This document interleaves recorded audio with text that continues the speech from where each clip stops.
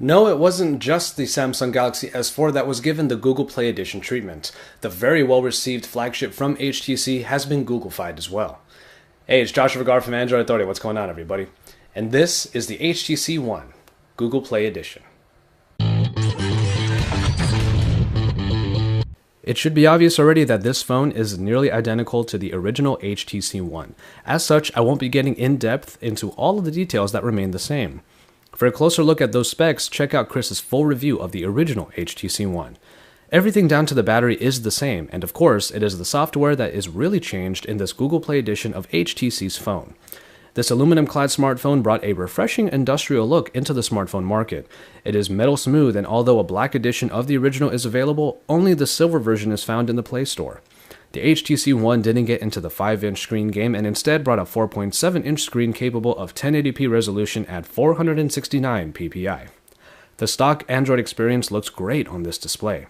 Performance-wise, you get the same great-performing Snapdragon 600 clocked in at 1.7 GHz and backed by the Adreno 320 and 2 GB of RAM. Even though Sense 5 worked really well in the original, the Google Play Edition's Jelly Bean speeds through its elements as quickly as ever. When it comes to hardware, the HTC One doesn't have expandable memory or a removable battery. 32 GB of onboard memory provides plenty of space to work and play. The main attraction, however, is of course the two front-facing boom sound speakers. They sound just as great on this version of the HTC One and are great for sharing media straight from the phone.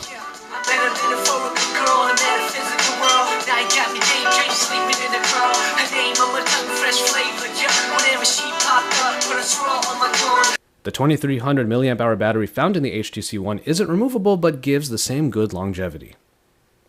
And so, we get to the camera, which is the very same 4-megapixel shooter from the original. These are HTC's patented Ultra Pixels, which are supposed to bring better picture quality by focusing on good light capture instead of high megapixel count. The app itself has obviously been stripped in lieu of Android's stock camera.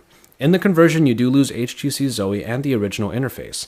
The stock Android camera app is stylishly simplistic though, as the whole screen becomes the viewfinder and only a few buttons lay on the side. The settings are accessed by touch and swipe navigations through arches.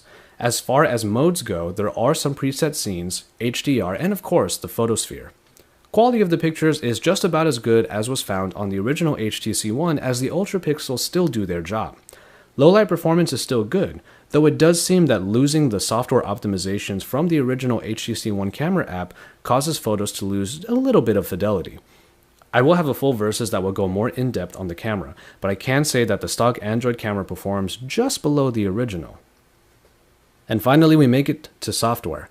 At least for me, one of the best parts about the original HTC One was its upgraded Sense UI. Blink Feed helped to make Sense 5 more attractive and useful. Well, you lose all of that in the Google Play Edition and gain the stock Android experience that many of us do pine over. And really, it is a very welcome change. The real Jelly Bean experience translates very well to the HTC One. Personally, as far as operating system experience goes, I would have had fun with either stock Android or even Sense 5.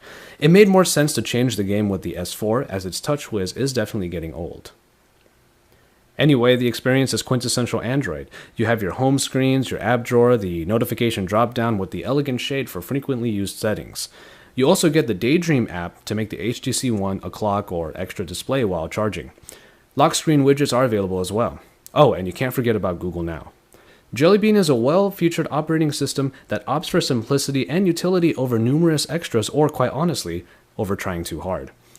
It fits right into HTC One's design and should please just about anyone who puts down the money to enjoy it. Speaking of that price, it is probably the only difficult part about the HTC One Google Play Edition. It got the Nexus treatment, but it didn't get the Nexus price.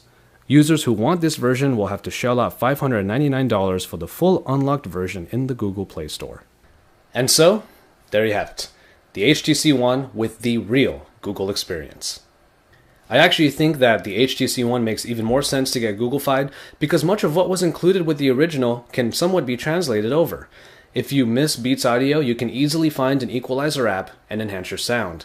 If you miss Blink Feed, plenty of other news and social media aggregators like Flipboard are available. HTC Zoe? Quirky camera apps have your back there.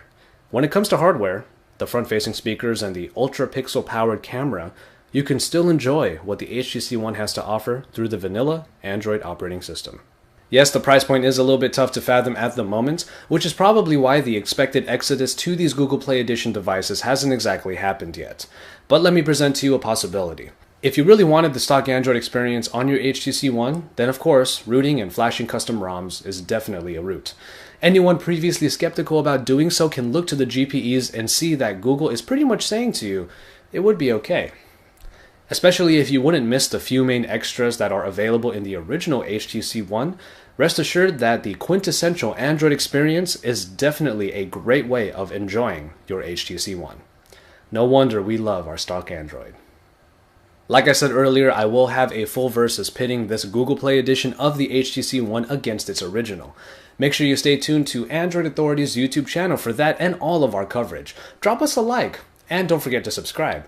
And once you're done with all of that, head on over to AndroidAuthority.com because we are your source for all things Android.